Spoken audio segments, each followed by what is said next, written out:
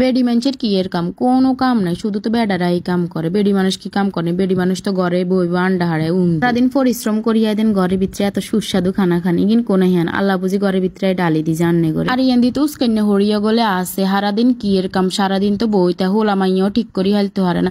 আনেরা তো আগে 10-12 গা ইজিলি হালিয়ে লেছেন কোনো সময়। অন আঙ্গ মতনে গিয়ে ইউনিক ডিজাইনের হালে না তো এনা বুঝবেন হোলানে জ্বালা যন্ত্রণা কত প্রকার ও কি কি।